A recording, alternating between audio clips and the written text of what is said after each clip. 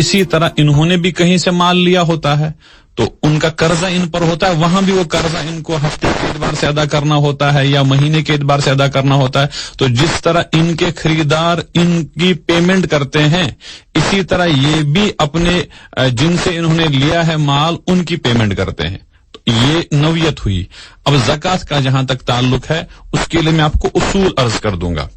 आपके पास जितना माल मौजूद है, जिस दिन आपको ज़कात का हिसाब करना, ये साल में एक दिन मुकर्रर करके रखना चाहिए और फिर हर साल उसी तारीख पर, जिस तारीख को साहिब निसाब बने हैं, उसको हम यूं कह सकते हैं, आप एक दिन मुकर्रर कर लीजिए और उस दिन आप ज़कात, मसलन आज 9 रमजान की तारीख है, 9 रमजान आप तय कर लेते हैं। आप देखेंगे कि मेरे पास माल कितना मौजूद है अपनी दुकान में, अपने गोदाम में, तो आपने अंदाजा किया मेरे पास 2 लाख रुपए का माल है।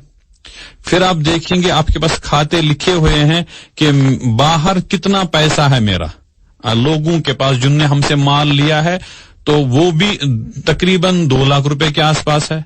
तो हमारे पास, और इसी तरह मेरे पास कुछ पैसा मौजूद है, चाहे मेरे अकाउंट में है, चाहे मेरे सेफ में है, चाहे मेरे घर में है, जो मेरा पैसा है वो भी 1 लाख है।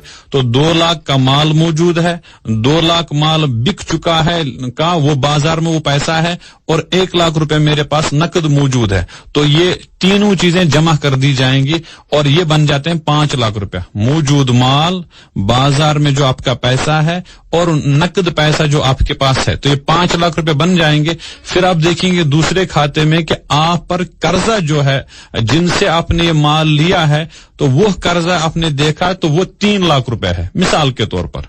तो ये 3 लाख रुपए आप पर कर्जा है और आपका कर्जा लोगों पर है। तो ये जो मजमूई अमाउंट हमने अभी मिसाल के तौर पर लिया था, मौजूद माल, बाजार में मौजूद पैसा और नकद पैसा जमा, ये मिल के 5 लाख हो गए थे और 3 लाख आपका कर्जा है। तो इस मजमूए माल से वो 3 लाख रुपए आप लेस कर दीजिए, कम कर दीजिए, तो वहां आपके 2 लाख बच जाते हैं। वहां आपका कभी 1 लाख बच जाएगा, कभी 10 लाख बच जाएगा, जो भी वहां बचेगा तो वो रकम मानी जाएगी आपकी, चाहे वो माल की शक्ल में हो, चाहे नकद की शक्ल में हो, चाहे वो बाजार में पैसा हो, तो उसी माल की आपको ज़कात देनी है। दोबारा दोहराऊंगा, मौजूद माल और बाजार में मौजूद पैसा और घर में या अपनी जेब में मौजूद पैसा, इन सब को जमा करो और जमा करने के बाद जो कर्जा आपके ऊपर है, जिन लोगों से आपने खरीदा है, वो कर्जा इस मजमूए अमाउंट से लेस करना है। बाकी जो बचेगा उसकी ज़कात आपको अदा करनी पड़ेगी। ये तमाम ताजरों के लिए ज़ाबिता रहे।